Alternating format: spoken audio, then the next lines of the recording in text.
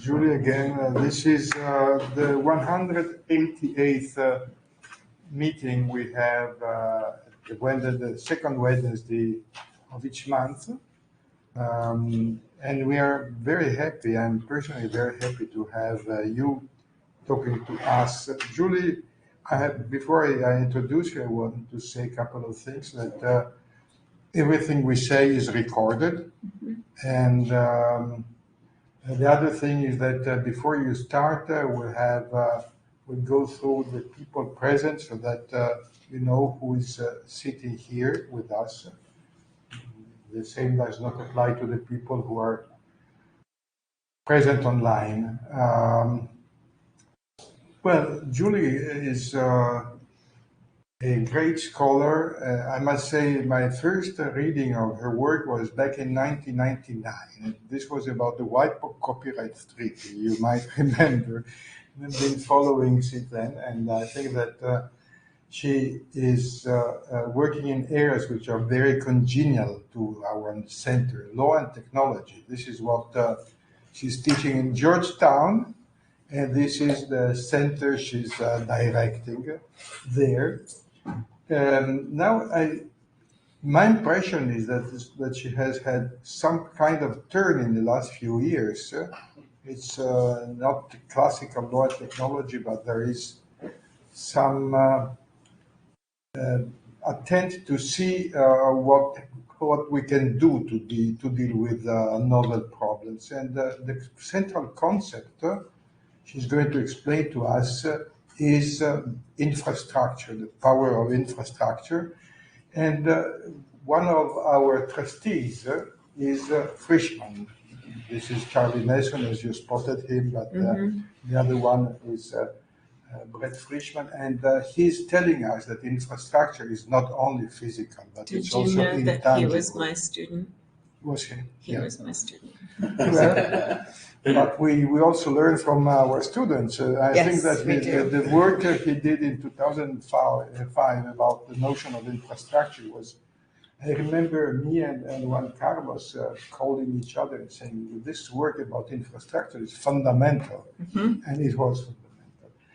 And well, so coming back to leaving Brett and coming back to Julie, he's going to talk to us about the challenges of infrastructural power. And if I may say so, I was very impressed, not by the book, the reviews, the articles you had in your bibliography, but by the last one, Oligarchy, State, and Cryptopia. Maybe you'll get to that at some point. So Julie, before saying that the floor is yours, I would like to have the people introducing themselves. Maurizio Borghi, I'm the co-director of the Nexa Center and a professor of intellectual property. Massimo Durante, I'm also professor of philosophy of law, legal informatics at the department. Antonio Sant'Angelo, member of the Nexa Center and a professor of semiotics of digital culture at the University of Turin. Maria Brigantino, communication manager here at the Nexa Center. Giovanna Negro, fellow of Nexa Center, and here I am conducting research about digital technologies in Chinese civilization. Okay. Ludovica Paseri, I'm a postdoctoral researcher at the University of Turin, working in programming practice, philosophy of law, legal informatics, and fellow Nexa. Ugo Pagallo, Nexa trustee and University of Turin. Juan Carlos De Martin, I'm a co-director of the Nexa Center, which I co-founded with Marco Ricorfi 19 years ago, and I'm a professor of computer engineering. I'm still a co-director, not been yet retired. I'm Francesco Agnelli, a PhD student at the University of Milan. Jacopo Ciani, research fellow at the University of Turin School of Law. Antonio Vitro, professor of software engineering here at Polytechnic. Say your name again. Professor of software engineering here at Polytechnic. Antonio, okay, I didn't hear you. Yeah. I'm Marco Arrugna, I'm a PhD student here at Polytechnic Torino in computer and control engineering. Okay. Giacomo Conte, I'm part of the University of Turin and I get into IT. Great. Okay. So, the floor is yours. Thank you. Okay, and just so I am clear, the norm is to speak for almost an hour and then use the second hour? Okay. So I am going to be speaking to you today about very, very early stage work that is the subject of my next book. And you should notice as I keep going that it will sound more certain at the beginning and then become completely speculative and unclear by the end. And I invite your feedback on all of it. In order to even begin to talk about infrastructural power, I need to do a bunch of deep background. And if you've been coming to my lectures at Torino, you've seen some of these slides already. But for me, the deep background begins with my last book project. So very, very briefly, in my last project, I wrestled with a shift from industrial capitalism to informational capitalism and drew expressly a set of structural analogies from the work by Karl Polanyi about changes that produced industrial capitalism to changes that are now producing informational capitalism. So in Polanyi's account, and he was studying Britain, right, in the 18th century, there were large shifts that came together to produce industrial capitalism, appropriation of new kinds of resources at scale, so chiefly land and raw materials, commodification of core factors of production, by which he meant, and I mean, that these very important factors of production at scale, human labor, land, and money, were now treated for the first time as commodities, even though they weren't actually created by or produced for the market, but in order to engage in industrial production at scale, they began to be treated that way. And there was a new construct that emerged during this time that was called the market, and it subsumed the very localized physical patterns of barter and exchange that had previously existed in the agrarian economy. 3-4 centuries ago, nobody talked about the market, or if they did, they were going to the marketplace downtown to trade their goods. But as thinkers such as Adam Smith and others began to think of big patterns of economic exchange, this idea of the market emerged, and it was sort of everywhere and everywhere at once. And together, these sort of large-scale shifts facilitated the emergence of industrialized capitalism and caused a variety of new and quite severe harms and dislocations, such as harms to the people whose labor was being commodified, and pollution to the rivers and to the air in the cities where the factories were producing. And of relevance to the law, in order to respond to these harms and dislocations, new kinds of what Polanyi called protective counter movements needed to be invented. There was not such a thing as protective labor regulation before this time, and it had to be conceptualized, and that's not just a mechanical act of passing legislation. It's an act of imagination to bring forth a new way of responding to the economy. So if you fast forward to the present, and the term informational capitalism doesn't come from me, it comes from Manuel Castells, but he didn't draw the Polanyi analogy in this way. We see shifts in those same three ways, beginning in the 20th century and happening over a period of decades and moving forward to now. A focus on appropriation, but this time of intangible resources, intellectual property and information.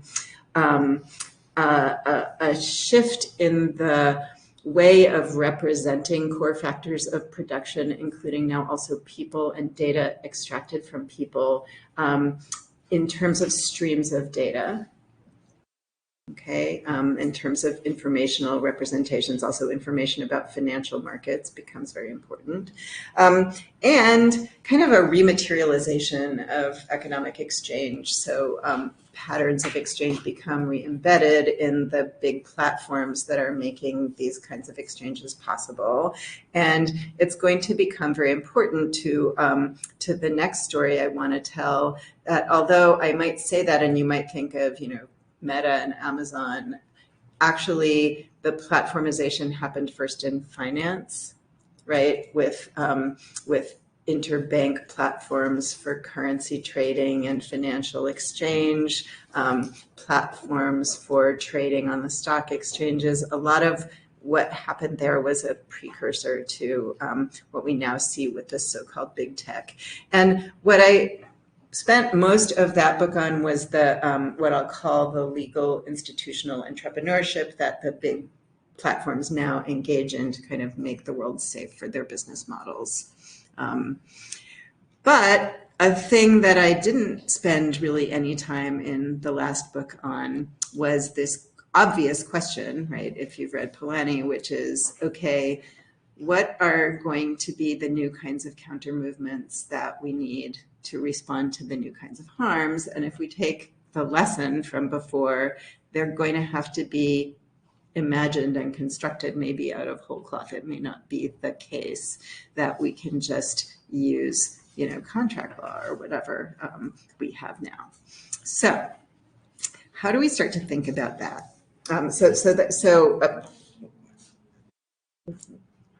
To the point of requiring an active imagination, I think it's pretty well established at this point that many of our familiar legal institutions are not working especially well to constrain the biggest tech companies in their activities, right? And we've seen over cycles of sort of financial crashes that problem, again, didn't originate with tech, right? Familiar legal institutions didn't, that existed, say, in the immediate post-World War period, didn't especially work to constrain the new kinds of financial power that were emerging. And by work, I just mean, again, in the sense of a counter movement, an effective regulatory counter power that constrains the actors that are causing the harms and the dislocations. So if we're going to talk about counter power, we need to talk about power. Right? It becomes important to understand if there's something that you want to constrain or discipline or govern, how does it work? How is power accumulated and expressed within the network data-driven economy? And only when you've answered that question can you then move on to talk about designing effective institutions. So, and as an organizing metaphor for this project, which I like, my editor at OUP is not quite certain he likes it yet, but I'm going to make him like it, is this metaphor from chemistry of the phase shift. So think about the progression from from ice to water to steam, right? And you have in all cases molecules, right? H2O, 2 hydrogen, 1 oxygen, but the shift from ice to water to steam is a change in the nature and the structure of molecular interactions that alters the properties of the system as a whole in a pretty dramatic way. Okay, here's like boneheaded chemistry 101 as an example of what I mean. Ice, has a fixed structure and its particles can vibrate, but only in a limited number of ways. It keeps a definite shape and volume. That those properties begin to change as we move to water, and then as we move to steam, we have not a lot of definition at all in terms of direction or shape. I think the metaphor is decent, right?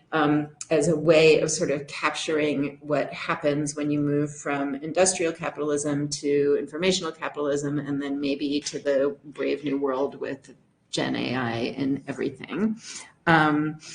So here's I'm not going to talk that much about Gen AI, but if you think about the first slide, right, with the Polanyi movements, it's also a story of fairly fixed and well-ordered production structures, factories that produce things and banks hold, when we start all this, gold bullion, and resources get moved around on ships and railroad lines, and those ships obviously move in the water, but railroad lines, once you build them, are quite fixed. And once we have resources kind of datafied and embedded in a platformized architecture, you can make them move around in a much more mobile and reconfigurable set of ways.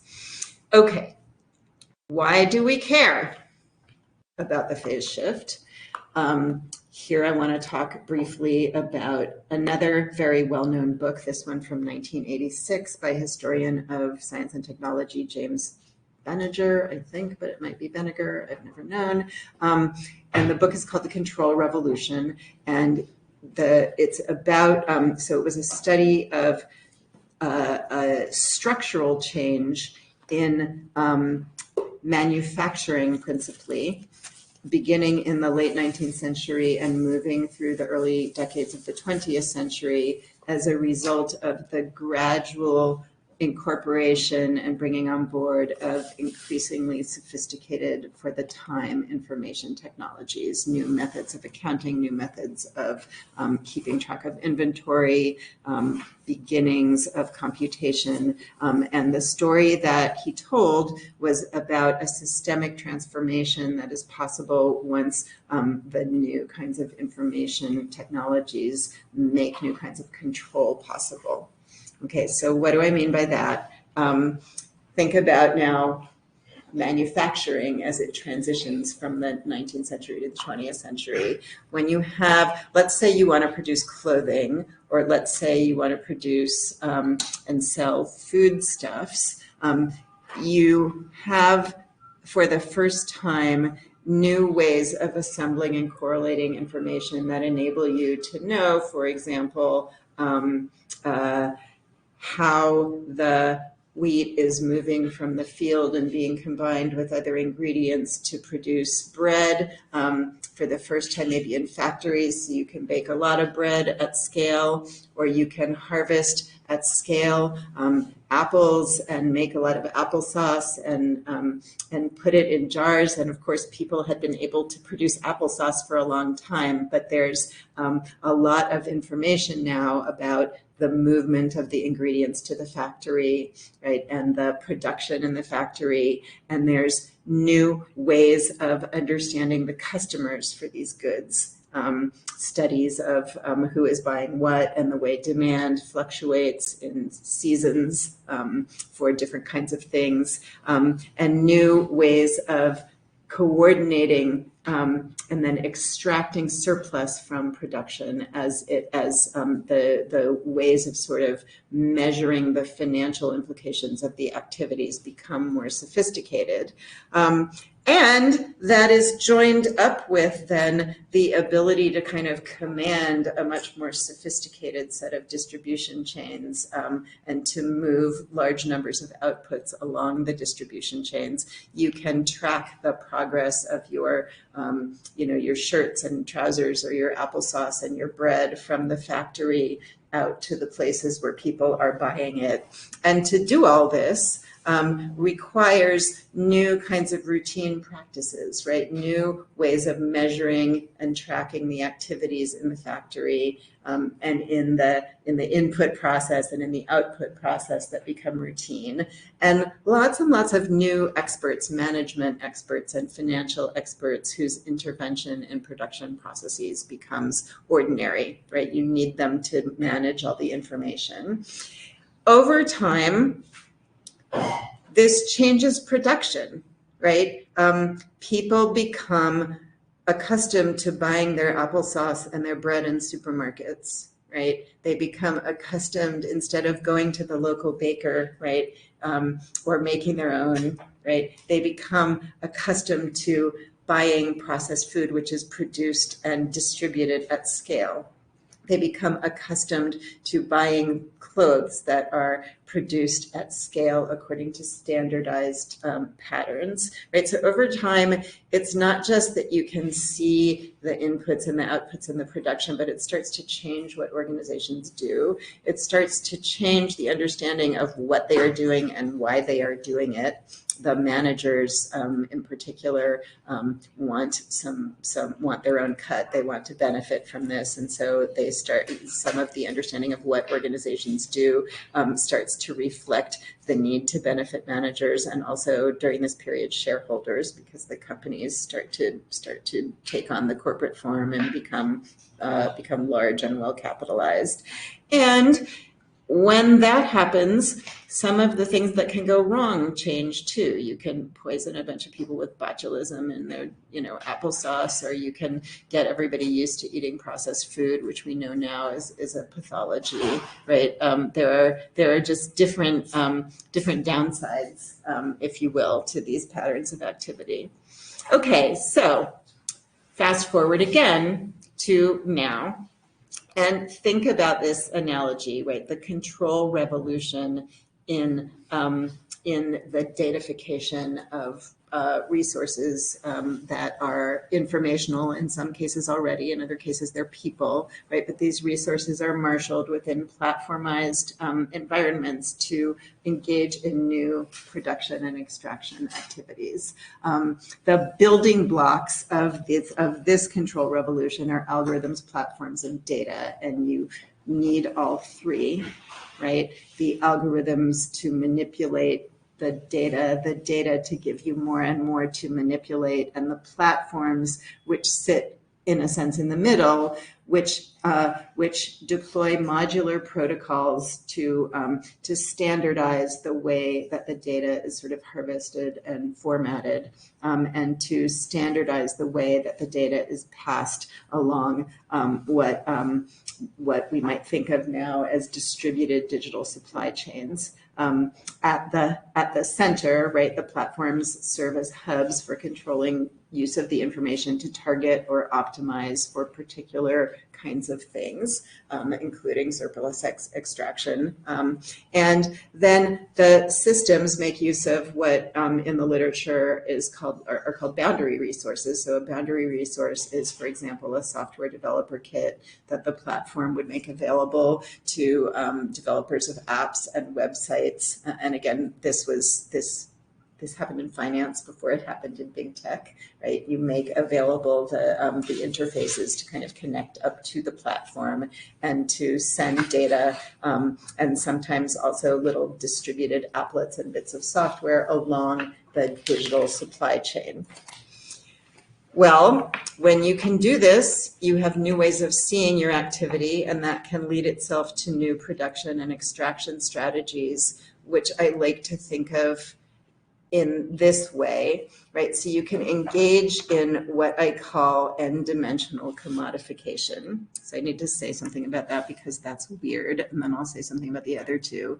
So imagine now a different kind of resource, and I'll use first one example and then another. So imagine that that there's a parcel of land, and on that parcel of land is a small apartment building.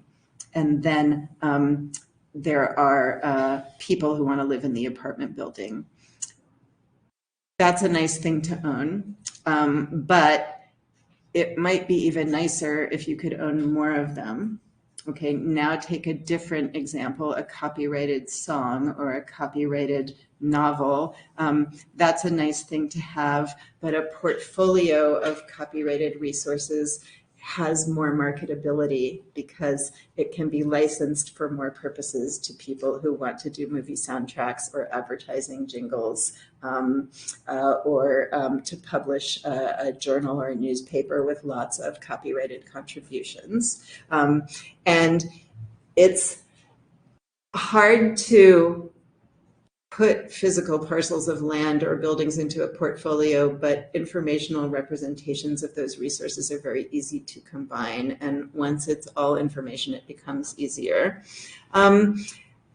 Then you can get creative, right? So in order to buy the land or construct the building, the person who does that might need a mortgage, and a mortgage is a very traditional kind of derivative interest that is layered upon the land, but it generates an income stream. A license of the song for a soundtrack or an advertising jingle generates an income stream, and you can do even more with that if you have a portfolio of mortgages, right, or portfolio of songs that can be licensed. And of course, some of this involves slicing as well. You don't need to assign the rights to the song in order to license a use of the song for a soundtrack. Again, it's just information.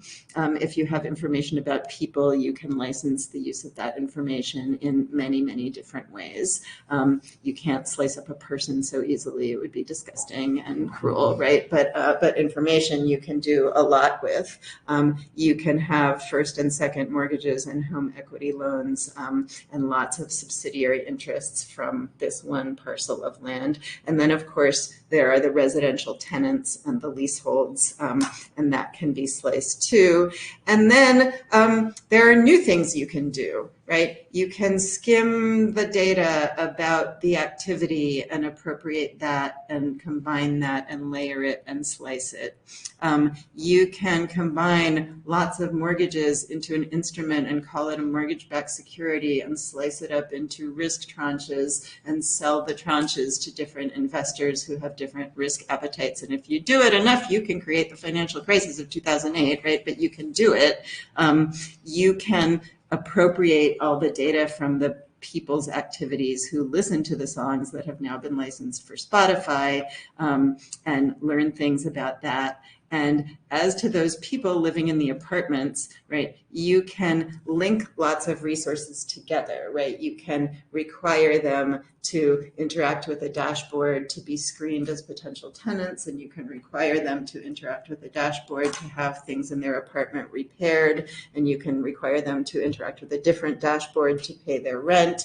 Similarly, with licensing the music, you can connect different activities together, and you're going to want to tether all of this stuff to your platform, right?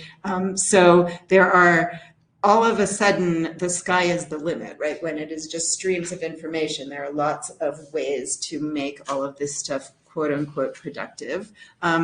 This is deeply relational, especially when you get to the end and you're tethering services to platforms, right?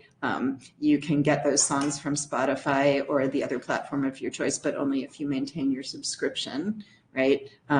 You can interact with the app for the gym I just joined here in Torino, only if you're an authorized user, right? And having access to the interface that sits closest to the target market is the most important thing, right? So the entire system has affordances and incentives to try to disintermediate the person who's closest to the target market now and put your own platform or dashboard in there instead. An example I gave to the PhD students recently was, so we've gone from operating systems as the point of leverage in personal computing to the browser and then to the search engine, and now OpenAI is trying to flip and build a search engine into their bot instead of the reverse, right? So they're trying to make the chatbot the thing that sits closest to the user and the search engine the subsidiary use. And the system just encourages this, right, structurally. Besides being deeply, so everything is a service, everything is relational, but it's incredibly opaque. It is just impossible if you're sitting at the end of this to figure out what is going on and how it all works.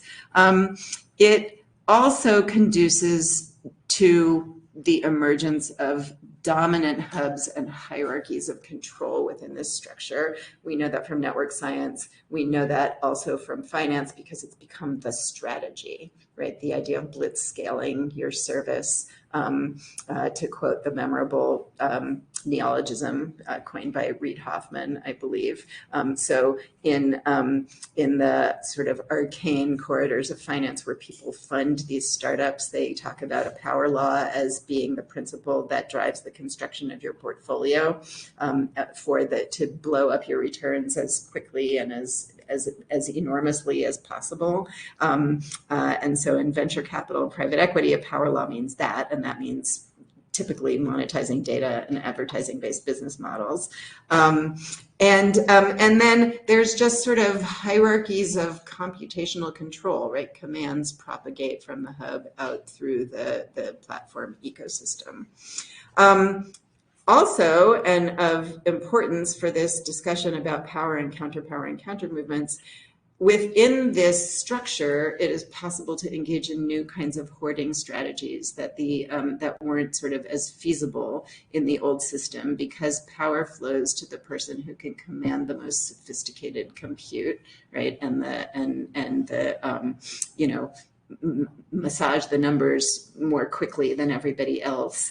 And so what we see is almost an inversion, right? It used to be that if you wanted to do something at scale, you needed to take your enterprise public. And so you needed the public capital markets. And then there were institutions, different counter movement institutions, right? Not protective labor regulation, but just kind of corporate law institutions that grew up to kind of structure entry into the public capital markets, right? You want to raise capital, you have a corporate charter and you have directors, and there are rules about the duties of managers and directors, and there are rules about recording the corporate charter in a particular jurisdiction. There are rules about duties to shareholders. You go and look at private equity and venture capital, you will not find any of that. It is opaque.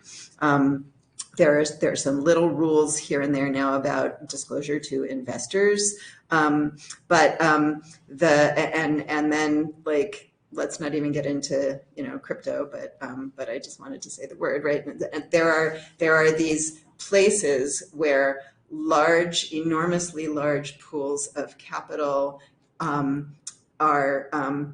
formed, I should say, not are forming, but have formed, and it's just not clear that most economic activity at scale is rule-bound and visible in the way that it used to be, right? That the numbers are very, very large, and the places where those pools of capital are managed are very, very unaccountable according to traditional metrics. And even when sometimes, and this is the Cryptopia paper that Marco so kindly mentioned, right? Even when the entrepreneurs behind a particular startup decide that it would be beneficial to now access public capital markets and take the entity public, there are new structures that have allowed them to maintain continuing control. Sometimes just sort of traditional majority ownership. Sometimes they are aided by the fact that there's a similar power law structure in asset management, right? So State Street, BlackRock, and Fidelity manage the lion's share of all invested assets. And so if the entrepreneur has 30 or 40% and State Street and BlackRock each have 10 and they vote with the founder, then you're done. You don't have to ask anybody else. But sometimes they use it's not new, but they have repurposed an old structure for dual tier stock ownership. So you sell a lower tier of stock to the public, but it has basically no voting power. And the founder retains a higher tier of stock that has superior voting power. And so to this day, it doesn't matter what economic percentage that Mark Zuckerberg owns of Meta, he can outvote anybody just with his own higher tier shares. To this day, the two guys from Google, Sergey and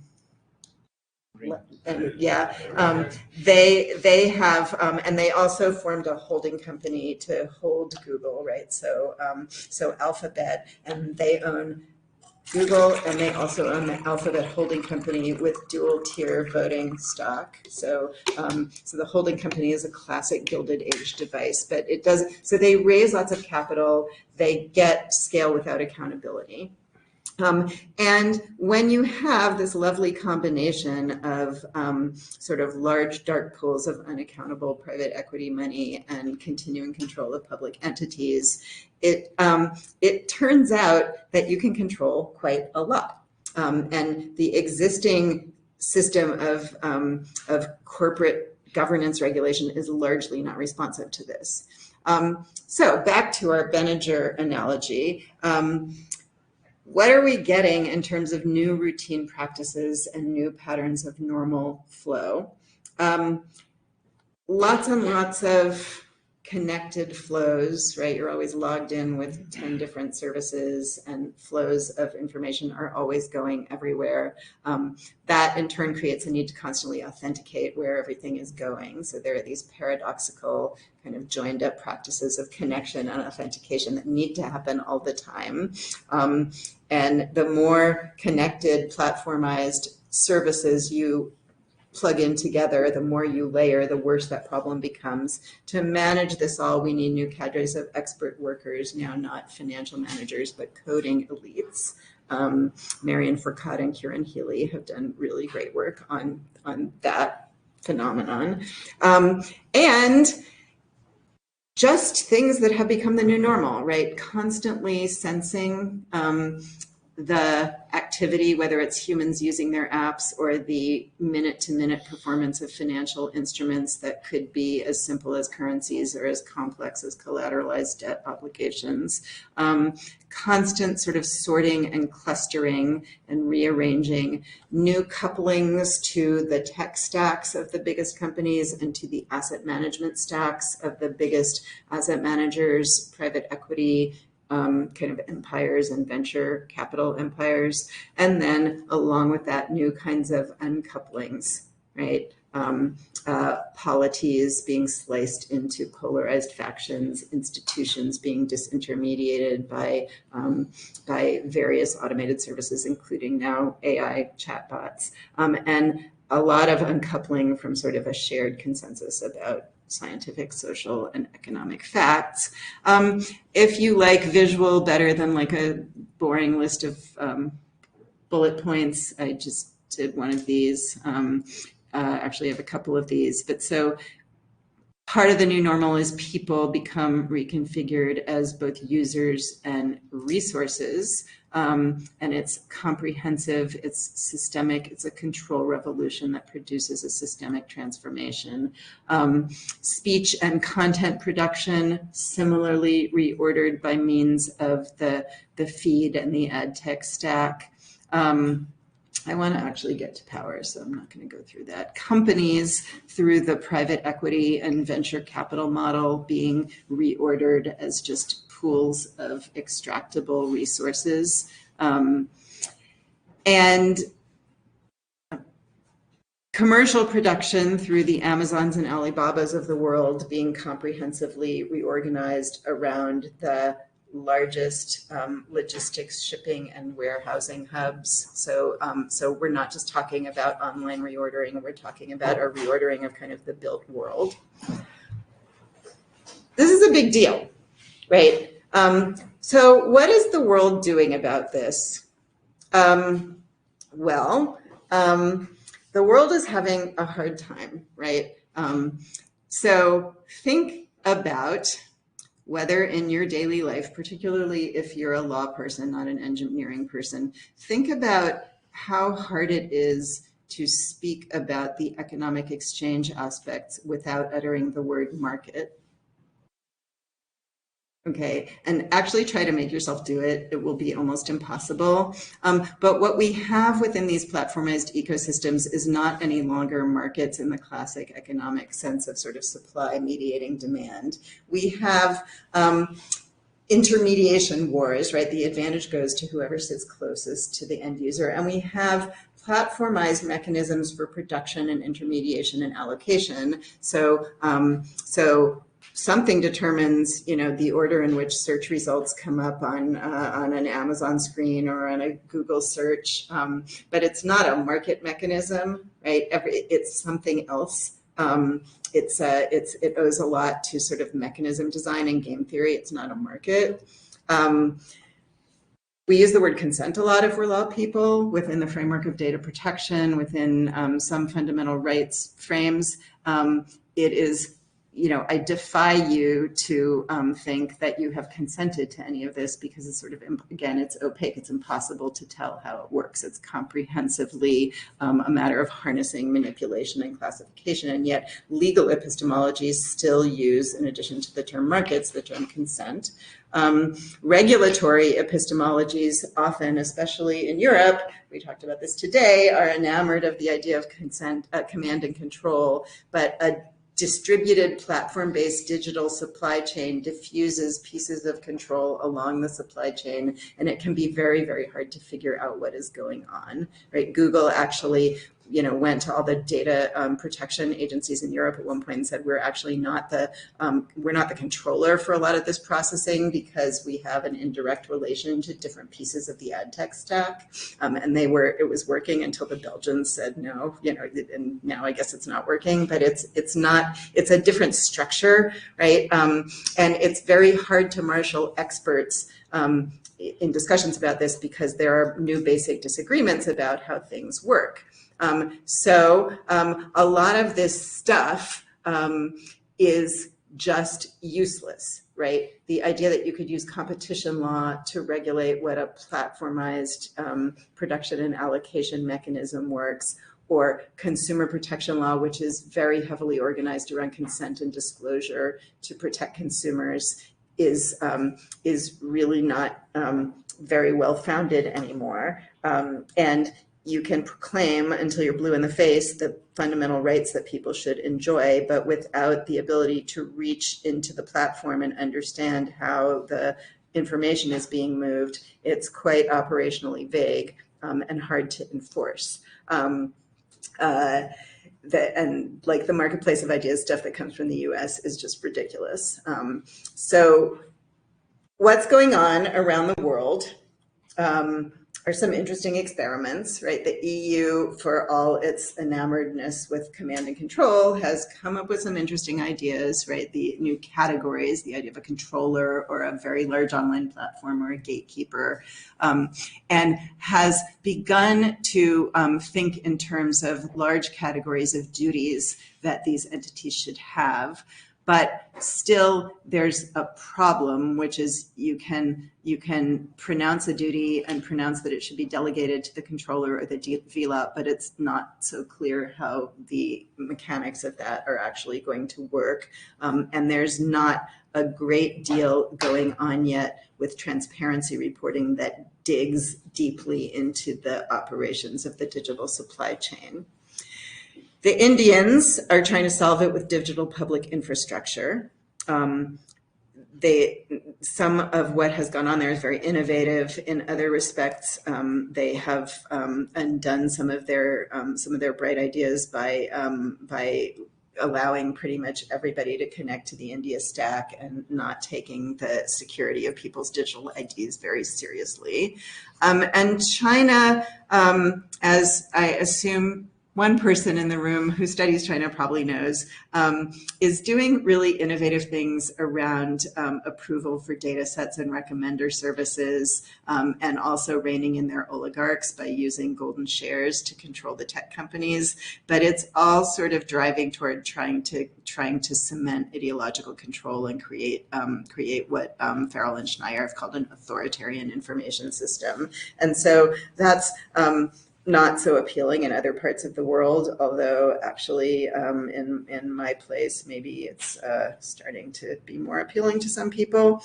I won't talk about US politics, but I just sort of did. Okay, so we need to really focus, really drill down on the structure, right, which is so new, and to understand how the power moves, because until you understand how the power moves, you're not going to be able to create adequate counterpower.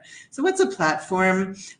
You could call a platform, the top definition here, and this is based on a definition that I wrote at one time, except I called it an information intermediary. And this is a functional description of what a platform does, but Tarleton Gillespie, a wonderful media studies scholar, cautions us to be a little nervous about the idea that platforms just facilitate interactions or communication. The term platform kind of conceals a lot. It deflects attention from the fact that the platform is doing very active things.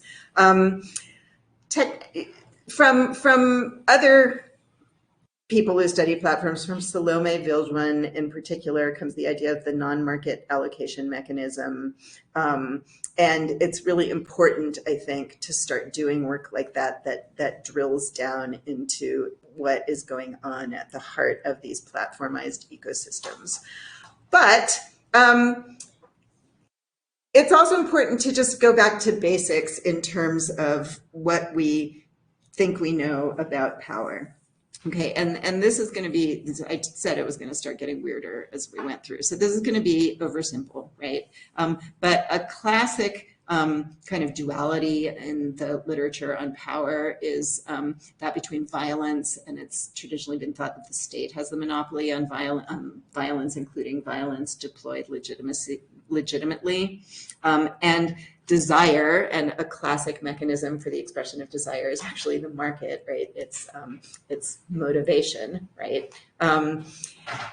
And then from our friends to the, I think, north and west of here, from the French, right, come, and also from some of the Italians, right, come genealogies of knowledge, right? The idea that you can have knowledge and systematization of knowledge as a kind of power that is really not either violence or desire. I know it's fashionable among the young now to say that you can have violence without violence, but it's useful to, I think, underscore some of the differences.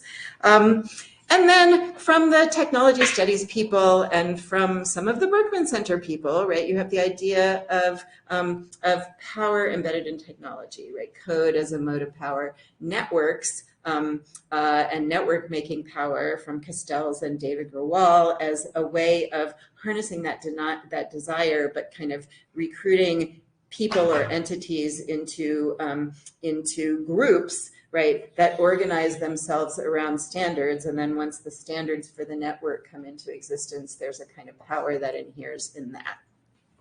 Okay. Infrastructure, I want to contend to you, is none of the things that were on the previous slide. It's a new kind of power that we need to talk about that comes from that platformized architecture. So what is infrastructure? Well, in the most simplistic way, the one at the top again, it's like your roads and your railroad tracks and your electric grid and your water pipes, right? It's basic systems and services that support the activities of a country or organization. Brett Frischman, my wonderful student, has already been mentioned in here today. His foundational work on the demand side economics of infrastructure drew attention to the downstream productive activities, as he put it, that require the resource, and drew attention to the way infrastructure can support a very wide range of different productive activities that may vary depending on how the infrastructure is owned. But even my wonderful student, Brett Frischman, didn't really pay attention to the way that infrastructures configure. Right, so this is a little different than whether infrastructure is owned or made available open access or not open access or as a club good, the things that Brett discussed in his book. From technology studies comes the idea of an infrastructure as a structured arrangement for scaling up human activity that governs because it configures, right? It shapes the inputs to human and social activity in ways that permit certain kinds of behaviors and forbids others. This can be very, very kind of blunt, right? So if you live in Mexico City, depending upon where you live, you can either turn on the tap and water will come out, or you can't, and you have to go to a distribution point where a truck will come and they will give you water in a jug, right? That's a very large grain set of distributional choices baked into, in this case, the water infrastructure. But a platformized infrastructure configures activity in other ways. The modular protocols format data in particular ways. They determine the APIs and the developer kits determine which kinds of data will be harvested and sent back to the central hub for processing. And infrastructures govern also because they habituate. They become what science and technology studies scholars call transparent to use. Right, they just become taken for granted. They sink into the background. The standards become ordinary. Even when they break, they become ordinary. So the idea that like you get a notice, 3 times a week that your ride-sharing app had to be updated to fix some bugs, it's just kind of part of the background, right? We are just all used to now running our lives through these instrumentalities that constantly exchange data in ways that are formatted according to the needs and priorities of the platform. It's not violence, right? It's not a market. It is not voluntary in the sense that joining a network would be, because especially for the biggest platforms that function as infrastructure for everything we do, it's not really so much a choice anymore. It's more deeply embedded than that. It becomes necessary. You got to have cloud from somewhere, right? And there's 4 choices, right? You've got to have there's not a lot of choice involved, and it is a way of systematizing knowledge, but it's also much more than that. And this is. And then I'm sort of trying to break that down into a list of attributes that then need to be contended with in order to design institutions that are capable of functioning as effective counterpower. Okay, and here's what I got so far. So again, the disclaimer, it's getting weird now. We're almost at the end of the hour. The original design of the internet was to be robust against external sources of failure, right? So you have this very rapid throughput, and you have it sort of distributed in packets.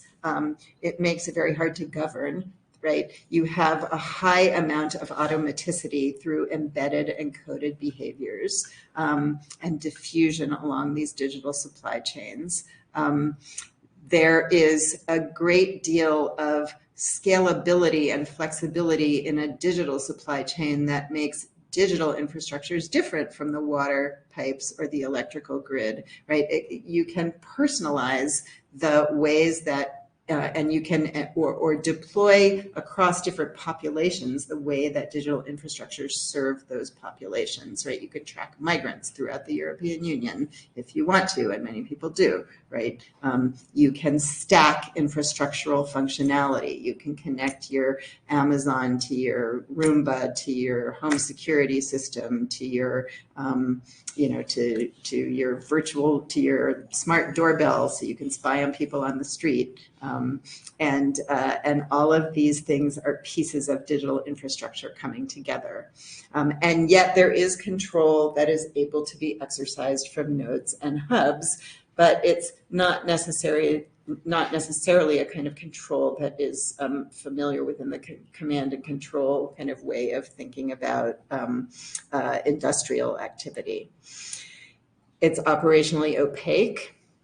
And the governments of the world have, in my view, done woefully insufficient things to require opening up those systems to external inspection. And we're all just kind of getting used to it. And right now, at least, it's quite privatized, which is a difference from, for example, the roads, which are in most cases still public. So then the question is, how do you start to build the institutions with the counterpower? In other words, my last project I ended up saying was about the legal constructions of informational capitalism. It was about what the platforms were doing to make the world safer for themselves and their business models. How do you build legal constructions for informational capitalism when the challenge is kind of in the middle, and this is the thing that the legal institutions need to address? So here we have to talk to the philosophers and the jurisprudence people, and I understand we have a few of those in the room today. So far, not meaning any present company, I think they're falling down on the job a little, because most of the theoretical work about what I might call, most of the work about digital platforms and the rule of law is super depressing, and it just basically says, so I'm thinking of the work by my dear colleague and friend Mireille Hildebrandt in Belgium, and work of others that say these digital infrastructures absolutely violate everything we think we know about the rule of law. The rule of law requires general and clear and prospective rules applied uniformly to everyone. The rule of law requires reason giving and transparency. The rule of law requires fair process available to everyone. And if you put these two things side by side, right, you're like, no, this is not, right? This is not anything that can ever work. But the rule of law 1.0 people, I think, are stuck a little bit in the past because they're still talking about courts, and there are lots of other things in the world that we can look at, right? There are conventions of fairness and legitimacy that have developed in what we might call the domain of administrative rule of law. There are toolkits from computer science in terms of red teaming digital systems and conducting audits. And there are also, there is a very much untapped toolkit of capital markets regulation covering things like what should be the quid pro quo for amassing capital at scale? What should you have to give up in order to scale up? What should you have to agree to do? How should you agree to be audited? Like we audit the money center banks, right? Like we require disclosure on the major financial exchanges. So the challenge, I think, of constructing rule of law 2.0 in a way that can act on and bite on the thing in the center of that slide is drawing from these toolkits and kind of we have to get over our fixation with rule of law 1.0 because these digital environments are not going to behave in a way that is cognizable to that set of principles, which at this point is just kind of a dinosaur, right? All the classic rule of law 1.0 texts are from the early 20th century, and that's not going to give us what we need at the present time. I think I'm just going to stop with this, which is kind of, I have one more slide, but it's like completely messy. So these are my large scale prescriptions, right? It's high time to stop taking the design of the existing platformized digital supply chain for granted and to really mess around with it. And in particular, to begin by mandating a very large amount of operational visibility and accountability that goes along the entire data harvesting chain. And it is high time to target the hoarding strategies of the platformized financial and technical economy, the private equity, the dark pools, the venture capital, all of the stuff that, that is producing that inversion that I talked about before. So I'm just gonna, I hope that it didn't like descend into complete incoherence, because this reflects the fact that part one of the book is pretty well underway, and then the rest of it is kind of a twinkle in my eye. I really want to hear from you, particularly about the crazier pieces that emerged as we went along. So thank you for listening to me rant and ramble, and I will be delighted to hear your questions and comments.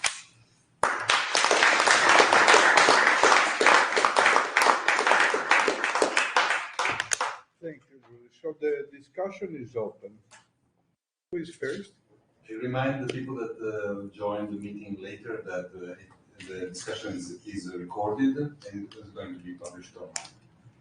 Yes, and maybe we should also have see who is listening online, which we don't now, because maybe somebody is raising their digital hand. Is there a way to keep the slides and also see the people in the queue?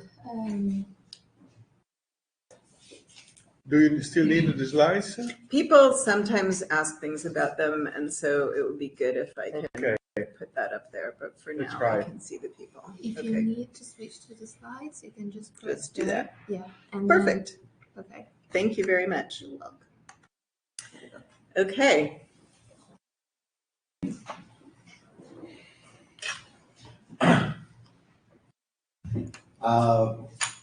First of all, thank you very much, Julie. I spent so far 3 hours listening to your ideas today, and I could go on and on. And thanks then for the food for thought. Get me wine later; it'll get even crazier. So, yeah. According to the best classical philosophical tradition, the best will be this evening.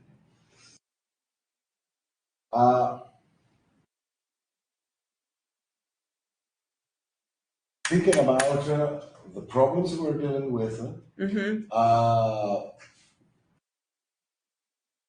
let me put it this way.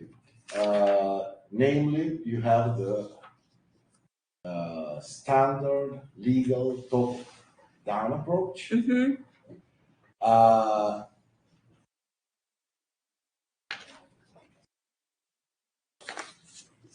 You may adopt the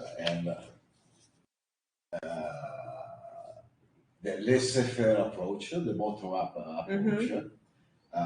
In a way, the very idea of market started, in scientific terms, you quoted Adam Smith. And then there have been a number of attempts, including my own efforts to imagine something in between. And the fact that we don't have a standardized definition of what's going in between top-down approaches and bottom-up laissez-faire solutions stresses the fact that this is ongoing research. Yeah. So, in mind, what lies in between traditional top-down approaches and laissez-faire can be partially made automatic. That is a real-time governance, adaptable, and using computer science techniques. In a nutshell, this is my question. What are you thinking about has to do with top-down approach, and whereas the problem is to change the priorities, change the scope of legislation, etc. Or are you thinking about a different kind of governance which doesn't only hinge on this top-down approach and must be complemented, let me be vague, somehow? Right. That's my question. Yeah, and it's a great question. So what is not working, right, is to say nothing about the design of the supply chain and then to come in with the top-down approach and say, do this or do that. But you don't need to tell us how your system is working, right? And you don't need to follow any rules. I talked about a quid pro quo in exchange for scaling up, right? The old bargain, right? The industrial economy bargain, you want to scale up, right? Here's how you do it. Here's how you incorporate. Here's how we don't care about that anymore, right? So that doesn't work, right? But it does not follow that there are no top-down pieces to this puzzle, right? One set of pieces has to involve that scale for accountability bargain, right? The capital markets bargain. It is high time to start talking about corporate governance of big tech and big finance, right? And one set of pieces has to involve using all the teched up tools we have now to get much better eyes on the system, right? Much better operational disclosure.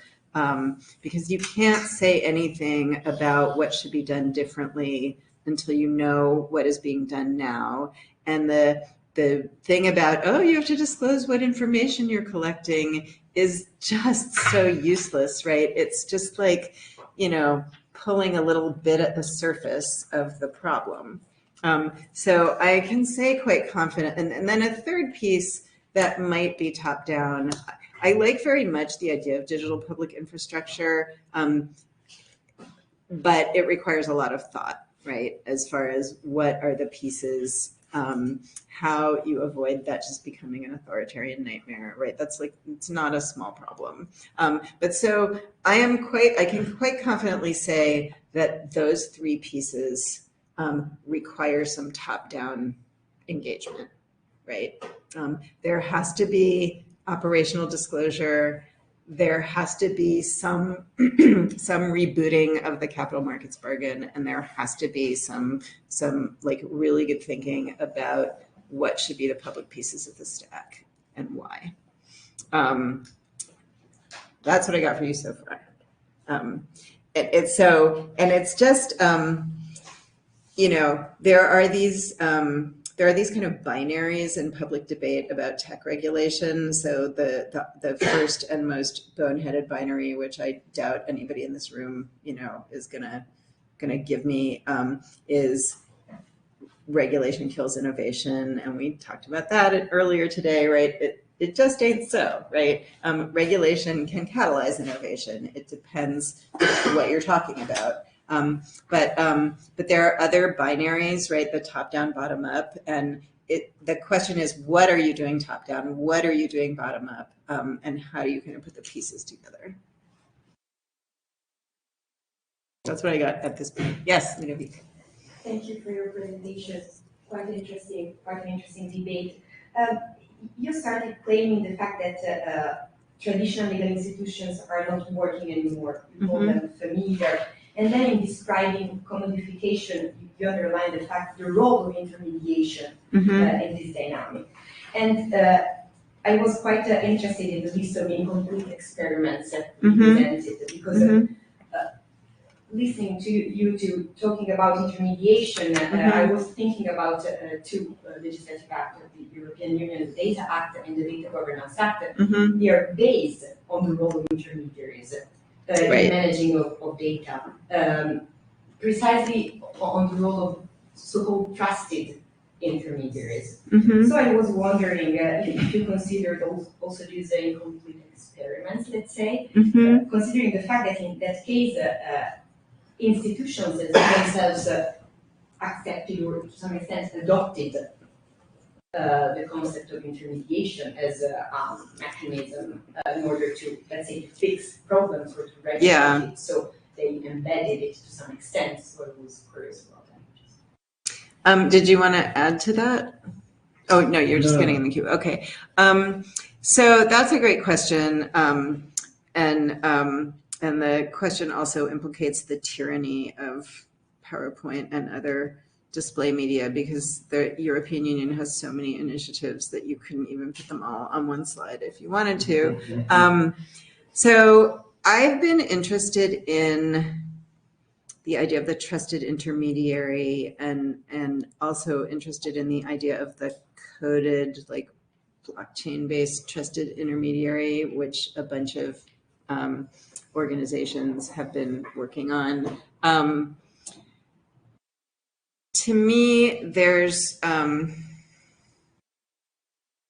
it would be nice to have trusted intermediaries. I think there's a gap at the center. The argument for the emergence of an ecosystem of trusted intermediaries, which is, by the way, like deeply embedded in the DNA of organizations like the Berkman Center, and so maybe here as well, is it's a version of the marketplace of ideas almost, but it's the marketplace of data services. It is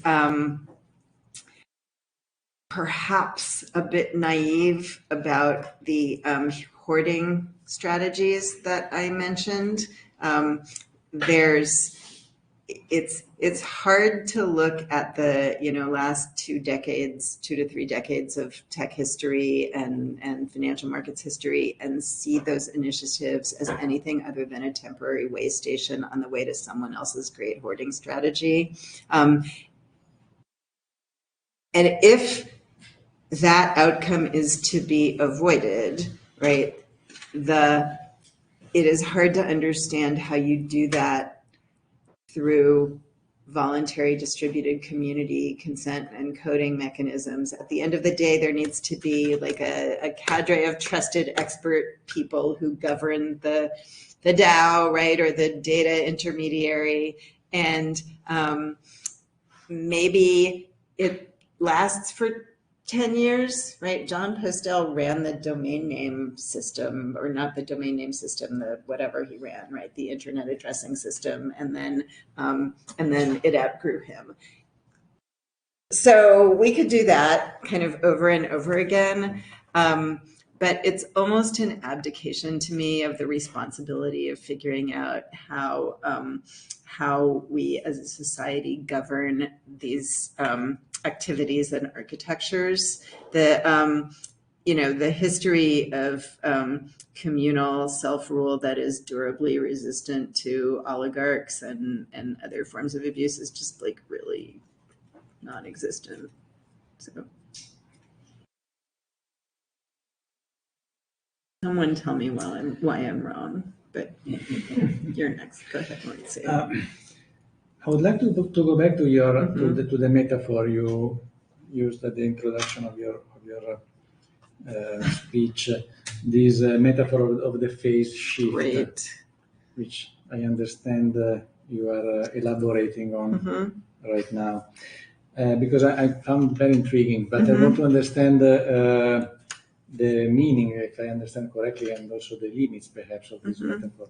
So one thing is that in physics, phase shift can go in both directions, so it's reversible.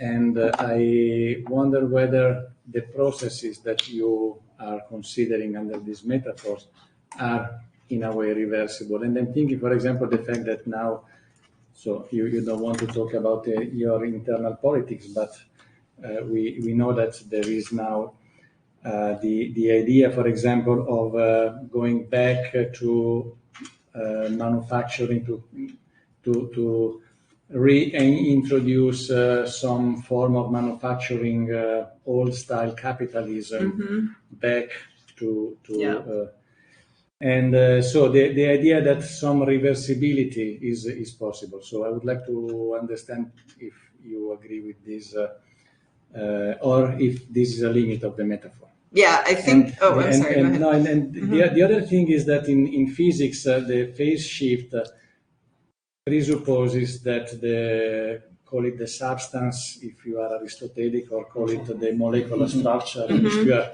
modern physics, remains the same. And probably what remains the same in the phase shift is the capitalist mode of production. So in the ownership of means of production might change, might not. And since the rule of law has been historically the best ally to the capitalist mode of production, I wonder whether rule of law 2.0, 2.0 is sufficiently radical in addressing this phase shift. Yeah. Okay, so I want to go back. So I think the point about the limits of the metaphor is really good, right? Because if it's really, all the way to the right of that slide that I put back up, then, as to everyone, then Andreessen Horowitz, right, and BlackRock and Elon Musk, and they can't profit from it either, right? So there is fixity being reintroduced at points in the system, and particularly, I think the AI stack complicates the metaphor because a data center, once you've built it, is a fixed installation, right?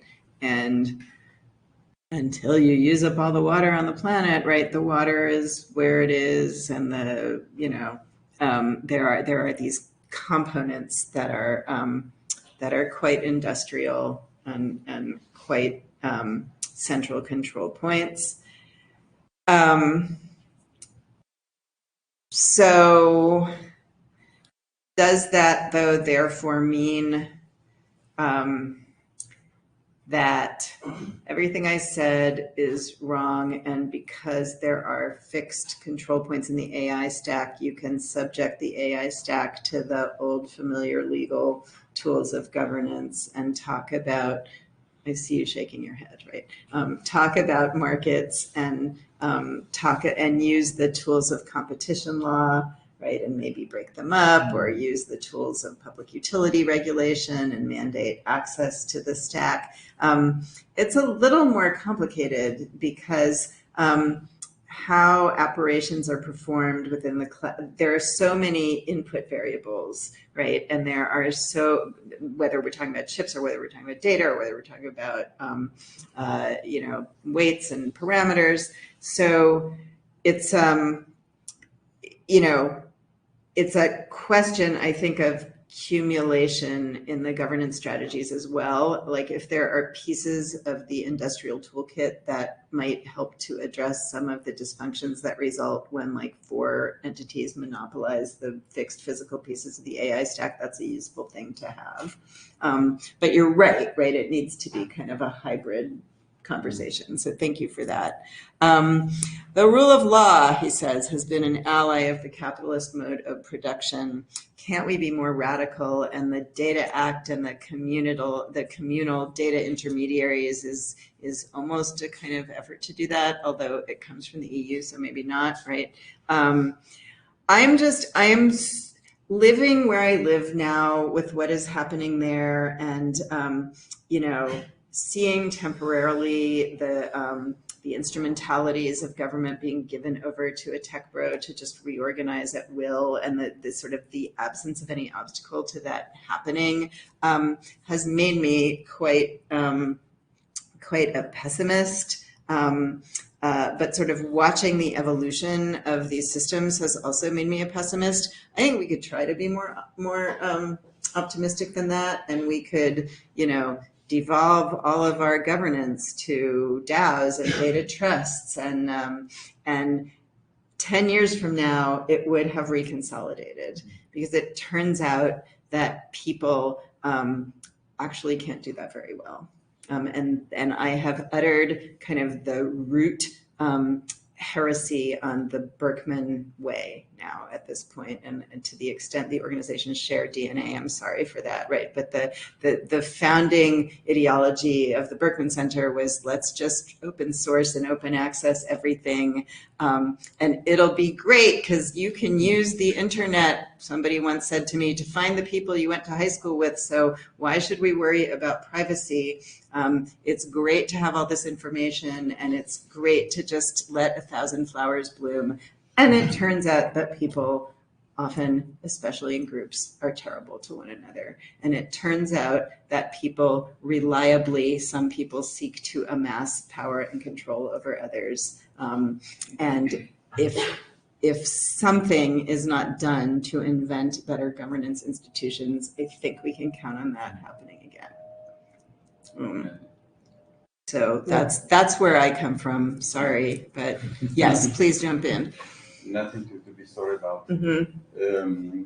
First of all, because a long time has passed since the founding of the Nexa Center, 20 years, and the world has changed enormously since then, and we have changed as well. Having said that, I thank you for this presentation, truly thought-provoking. So many questions and so many ideas you provoked by talking. You condensed so much information and so much questions and observations in such a short amount of time. So I will look forward to reading your book and reading everything you say. And you're right. Just a thought about what could be the conditions, the political, material conditions for something like a reform that you sketched could actually take place. Because not that I am at all an historian of the US of A, but when you first addressed the concentrated power of big infrastructures like in the railways or big infrastructure of oil production, I think that you managed to pass the Sherman Act in 1890 because there were the political and material conditions, meaning political for progressive forces and also factions of the capitalist system that had a material interest in containing this concentrated power. Now, 35 years later, where are the political forces that could actually support a reform? And what factions of the capitalist system might feel the urge of limiting the power of the big technological companies? With the added observation that in 1890, by owning railways or owning oil production and distribution, you would not have the power to condition directly. You could do it through money, but you could not directly condition the shape of public opinion and the means for collective action. These companies actually have the power now to strongly certainly survey, but also potentially control and even potentially repress collective action. Stop in the bud potential collective actions that could be detrimental to their interests. So I'm pessimistic. You said you were pessimistic. I'm pessimistic because in principle, we know the playbook. Tim Wu recently wrote an op-ed for the New York Times, essentially reminding ourselves of the history that the US already went through in limiting concentrated power. So he presented a pretty optimistic view, saying, we know what to do, we should just do it. But I'm much more pessimistic because of what I said, meaning I don't see the political and material conditions for that to happen. I don't give up hope, but I think it's pretty difficult. No, I agree with that. And if you're, all due respect to Tim Wu, who's wonderful, but if you're reading the op-ed page in the New York Times, you're convinced of that already, right? So our bigger problem, right, is the other part of the population that needs to also support the reforms is like mainlining conspiracy theories on YouTube or wherever. So it's when this goes to infrastructure power, right? Because the same, when the same entities that control the production of goods and information and the manipulation of investments are also in your feed, controlling what you see, whether you're an ordinary person or a member of Congress or the European Parliament, then it becomes much more difficult. So I do not know where that comes from. It comes from enough of a collective sense of outrage. And the question is, what will produce that and at whom it will be directed? And there are scenarios in which the answer is very bad, right? So, yes, Marco. It's a continuation to what Juan Carlos was asking. We've been talking basically about diagnosis of how things are, but then there is a matter of remedies. And remedies have to do with an analysis of political forces, of course, of different interests in the world of business. But I would go beyond this and ask what is the analysis of interests, of opposing interests. I find that a lot of times the literature is asking what piece of legislation is required, what change in norms is required. I think that this is the end point, it's correct, but what are the interests which are opposed to what is going on? And here I'm talking about a breakdown into different sections. First of all, well, when we had capitalism, the other class was the working class. When Georgi Lukács in 1923 wrote History and Class Conscience, it was clear that the general class opposing capitalism was the working class. Now all this has been fragmented. There is no things like the working class actually. This has become consumers basically, but still you have a number of people or groups who are suffering from the functioning of the mechanism. This leads me to ask you what is your opinion about the situation of labor and the distribution of income, which is created by platforms. But apart from this, who is opposing? Gig workers? There is also what I call time kleptocracy. Many of us lose a lot of time because going through the platforms and the idiosyncrasies of platforms is using up our time. So what are the interests? I mentioned gig workers, consumers. Who else?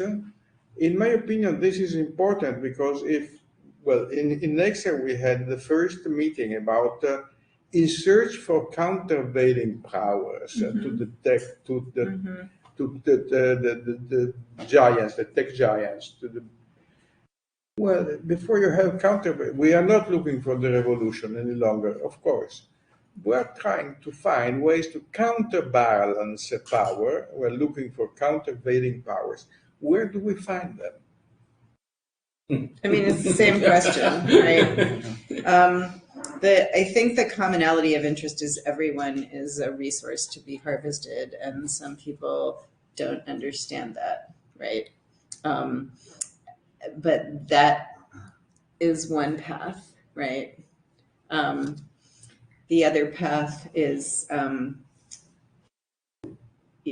there's a very populist, anti-expert, rage-filled, anti-elite path. And you can kind of see where that's coming from, but, I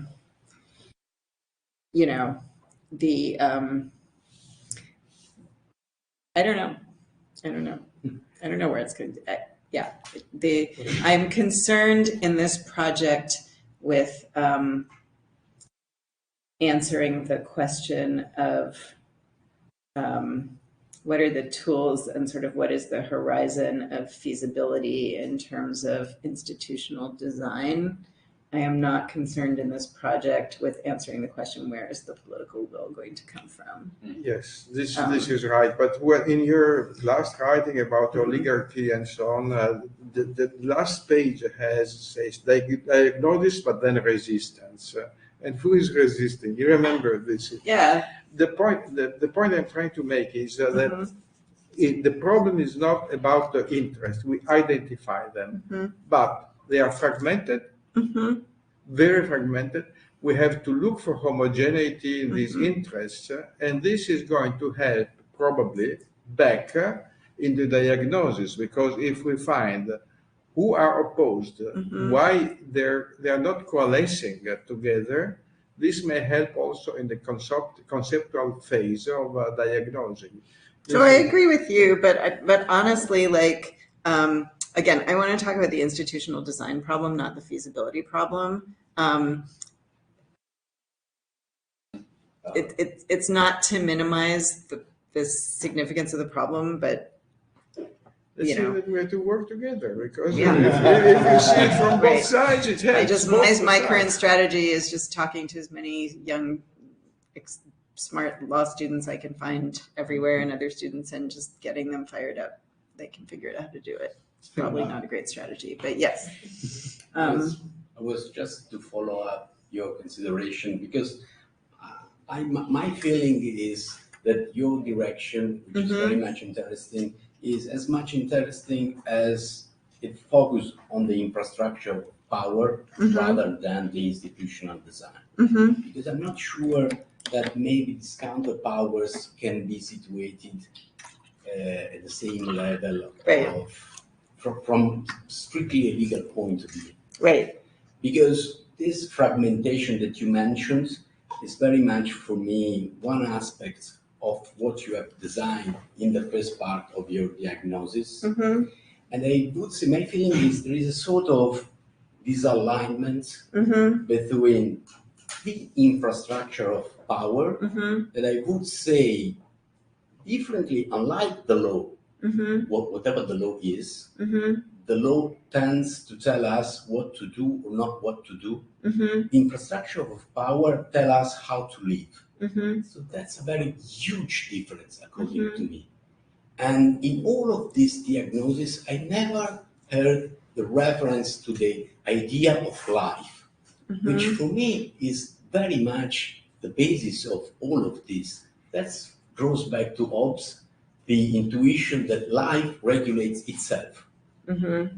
So that's very much the infrastructure of power, to design a form of life in which, since I create a condition of the infrastructure condition of possibility to live our life in such a way as to produce fragmentation, that would make difficult to have an institutional response that does not take into consideration that the challenge is at the level of the way in which we live.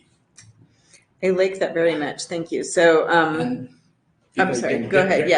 Can I have one word? I don't know whether Professor Pagallo likes this reference that I'm going to do.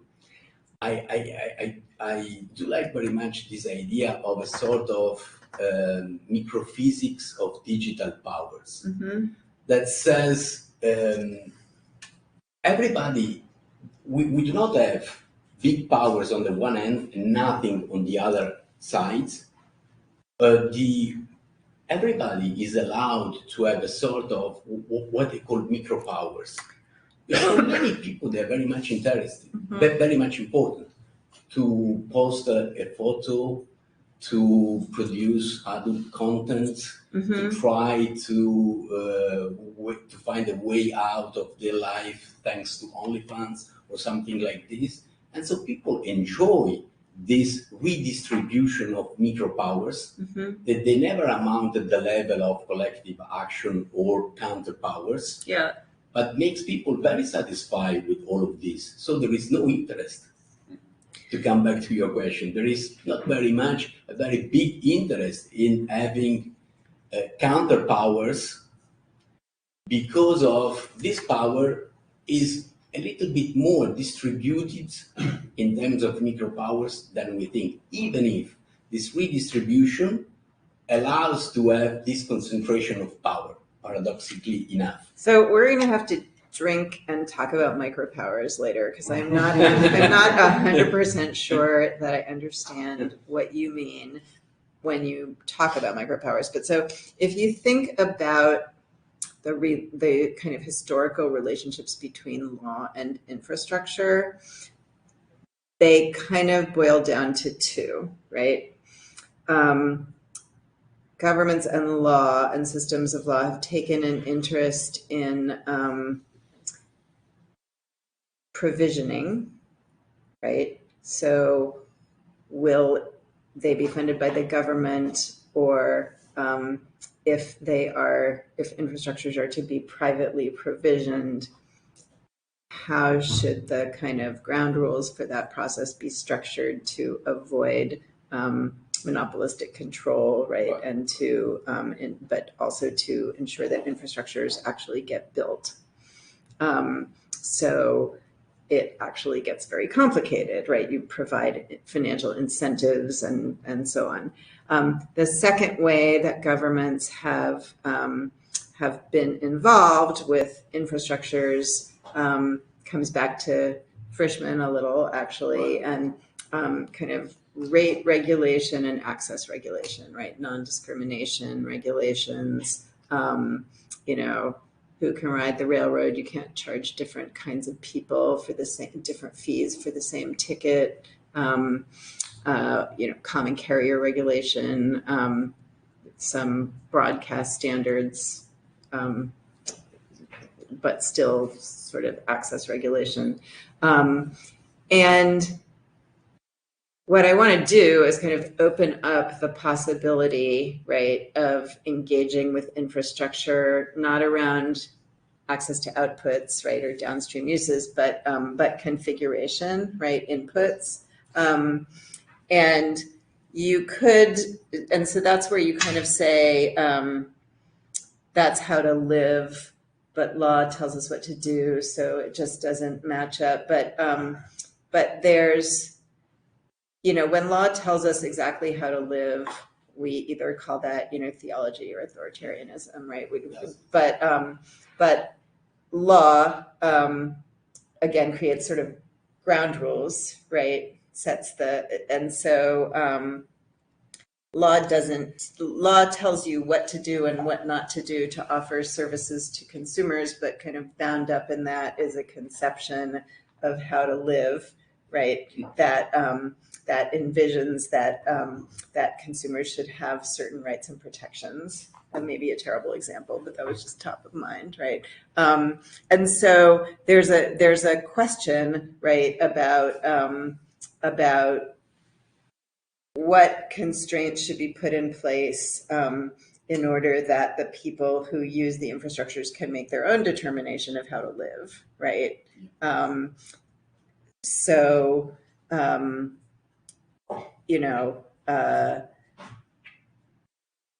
Limits on behavioral data extraction, right, is one obvious piece of low-hanging fruit, right, that has lots of implications.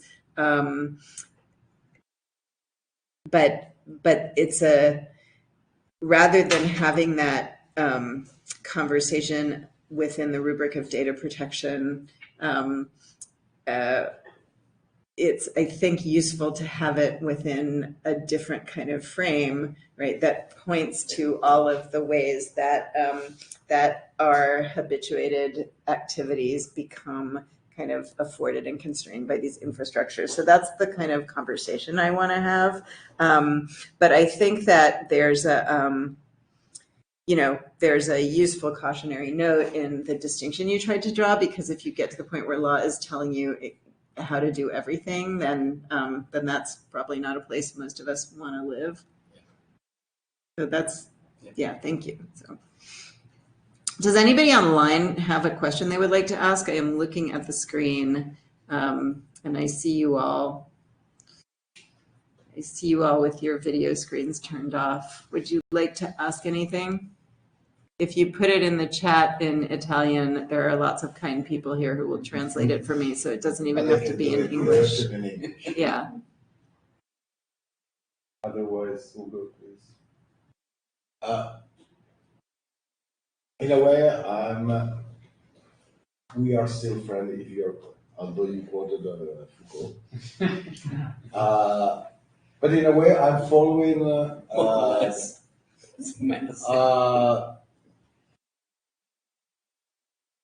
Juan Carlos, Marco, and then Massimo said. That is power. Mm-hmm. And you started discussing the new power today, mm-hmm.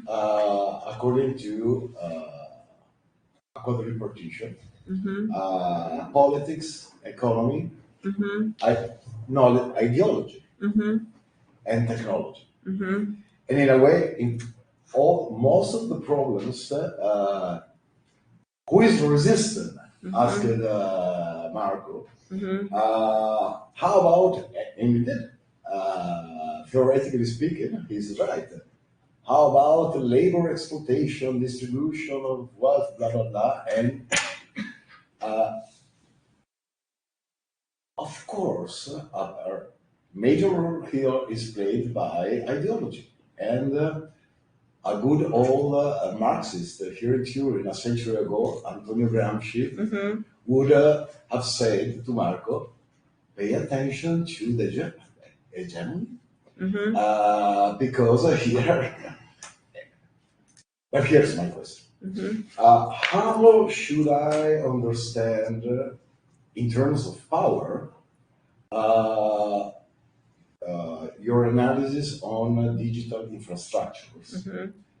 That is, literally, since it is an infrastructure, is it an infra power, reshaping not only the economy, not only exploiting technology, but also reshaping, and in a way you're saying ideology. We have to change the rule of law, so obliging us, kicking in the ass to rethink the pillars of our legal thoughts. And by the way, this is the only proper way to understand what's going on with the microphysics of power. So, in terms of power, how should I understand your discourse on infrastructure? That is, literally, that's something which is determining the realignment and reshaping of the previous 4 kinds of power: technology, ideology, economy, and politics. Hello?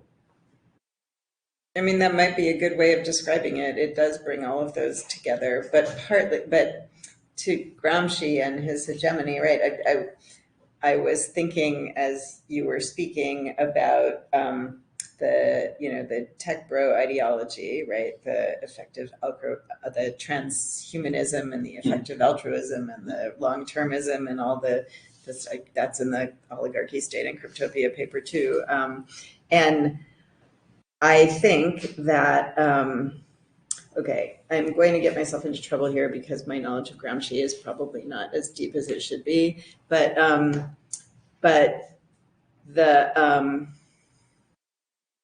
am not sure that Gramsci was thinking about oligarchy, right? I think he was thinking of hegemony as a more broadly shared and deeply rooted sense of the normal and ordinary that results in a de facto rule of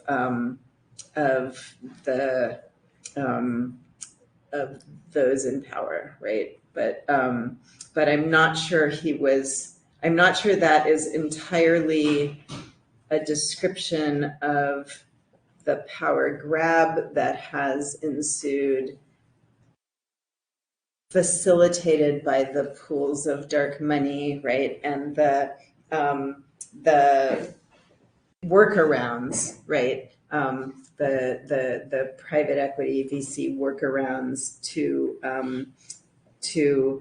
the prior set of rules that had been built to sort of institute a hegemony, right? And there's whatever you want to say about capitalism, whatever you want to say about corporations or public capital markets, or all of the ways in which the rule of law that was built to prop up those institutions is profoundly retrograde and anti-radical. What has happened with this is not yet a hegemony, right? And yet, because of the power of infrastructure to fuse deeply kind of within its ordinary habituated operation, politics, economy, and ideology, it will become, right? It is a hegemony in the making, right? Maybe. And so maybe that's actually a useful kind of way of framing infrastructural power. I don't know what, like you're nodding, right? The talk was kind of on the point of infrastructural power, right? There's a little false advertising in this talk because I'm still sort of working out what the description of infrastructural power would entail. And so maybe that, if so you tell me, does that sound like a formulation with potential? It's very inspiring because let's forget for a while Gramsci, although, as you know, Gramsci was considered an heretical Marxist because he dared to say to Lukács and company, hey guys, people's mind in many cases plays a major role and can root power and economic, and he was an heretic. Yeah. But it's very inspiring because Maslow and I started talking about another infra idea 15 years ago here in theory with Luciano Floridi. That was his idea of, in his case, infra ethics. I remember that. And so when you, in a way, it's very inspiring to me, this very idea of an infrastructural approach as a way to understand really. We are at the very beginning of a major revolution concerning technology, ideology, economy, and politics. And so, actually, it's very storming for me too. How to consider this very idea of infrastructure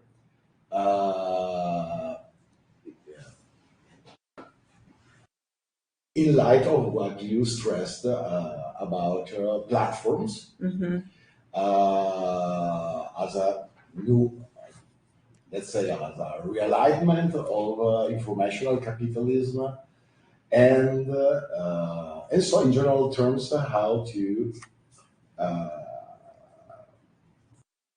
So actually, I started thinking about what I was working on over the past years, just rethinking about it in terms of infra. They used to talk about structure, superstructure, and again, as we started 15 years ago, well, infrastructure makes a lot of sense because it stresses the fact that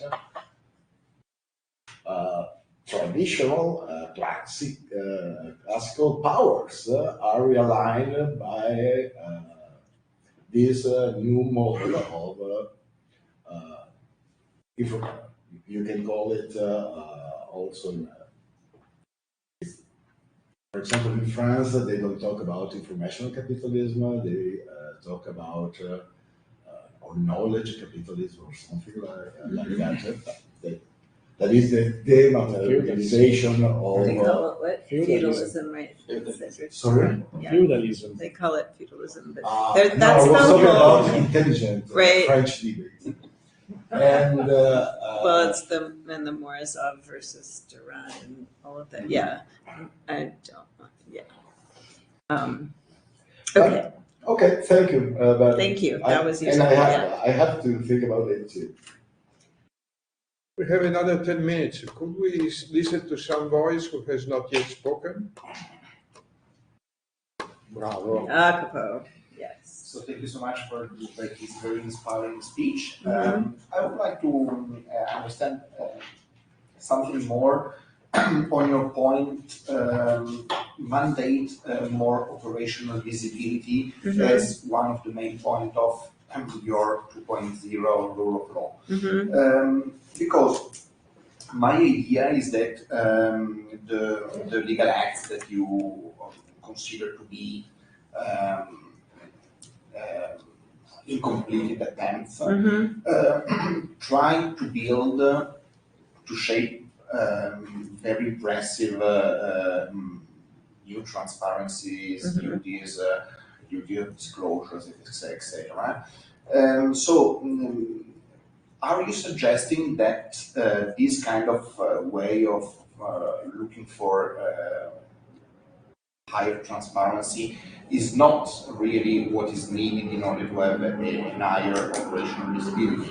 So when you your point on operational visibility is something different from the duty of transparency that that GDPR, AA Act, etc., try to shape as a countermeasure against this obscurity. Yeah, it is because so start with GDPR. A lot of the transparency mandated in GDPR is to the right holder, right? And it's really narrowly scoped around the right holder, and so there are these disputes even about whether the obligation of transparency would include inferences or derived data. And there's not really any obligation to be at all transparent about the population operations that the data is used for, right? But the thing we all really terribly badly need to understand is we need like the God's eye view into the system, right? We need to understand all the population-based operations and the internal discussions about trading off this parameter or that parameter. We need kind of all of it, right? You would never, in one of the lectures this week over at Torino, I talked about money center bank supervision, right? Which is a nice analogy. I think you would never, and we don't any longer permit the biggest banks that could tank the economy to just kind of do whatever and not explain what they're doing.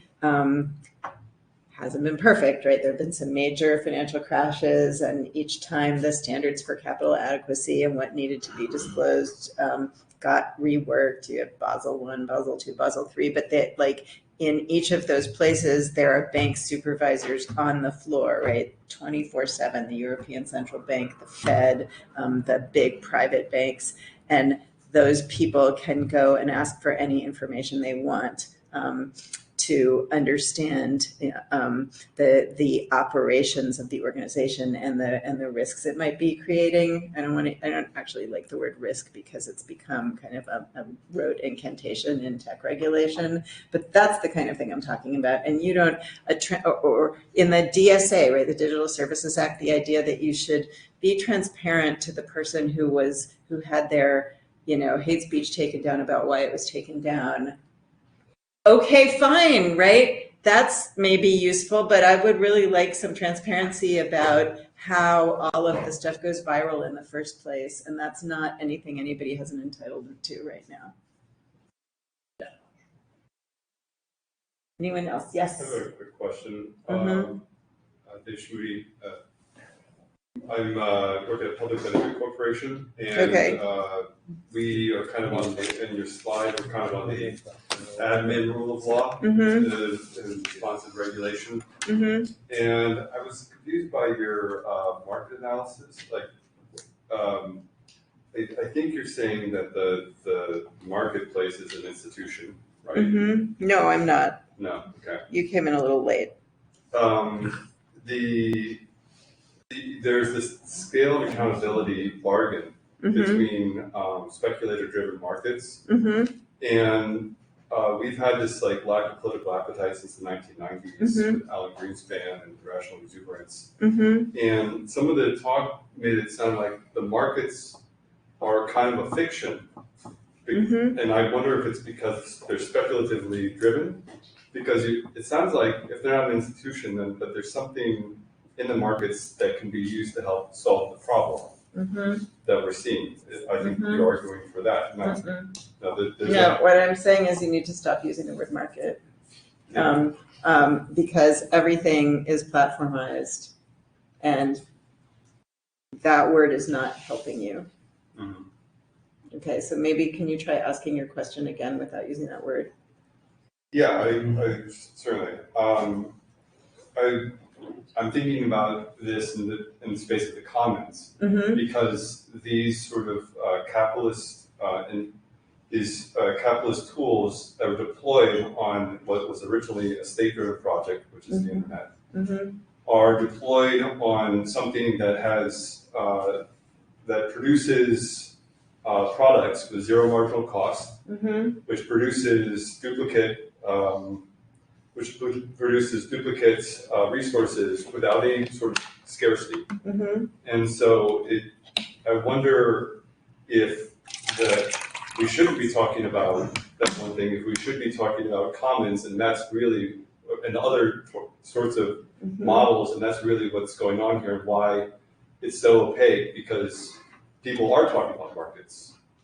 And it's opaque because of that, because we should be talking about other things, because it's what's driven. So this connects up, I think, to the Data Act question and so what's a commons, right? It's a place where anybody can take what they find there, unless it has been constructed in a way that prohibits anybody from taking what they find there. And if it has been constructed in the latter way to prohibit anybody from taking and using and appropriating what they find there, then it has been constructed in a way that requires some ongoing governance, right? So then the question is, how is the ongoing governance constructed? Also not a market, right? And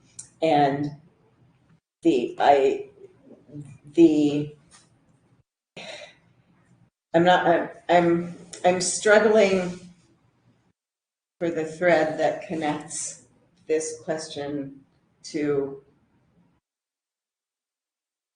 the talk, which is not a nice thing to say to you, and I'm sorry, because it's a very general and abstract question. So back at you one more time. You work for a public benefit question. What the benefit organization? What's the organization? Can I ask you? Sure. It's called Yorba, and we are administering GDPR requests, for example. Okay. Okay. And you implicit in your question about first a market and then a commons is that those are two different forms of self-governing entities that one could have? There are ways to form an idea of what we're dealing with and how to govern it. For example, the call for transparency is one of the things we talk about. Right. So commons are more transparent in some ways than... In some ways, and sort of radically underspecified in others, right? And then, but most of what I have tried to convince people of here today is that the platformized, data-driven infrastructure is neither a market nor a commons, right? And so everything you think you know about how to govern a market and everything you think you know about how to govern a commons, while those might be very interesting topics to discuss, are not useful to the project of how to govern a data-driven platformized ecosystem. Does that answer your question? Yeah. Okay, great. So you see, it's 7 o'clock. So we thank you very much. That took 10 minutes. Okay.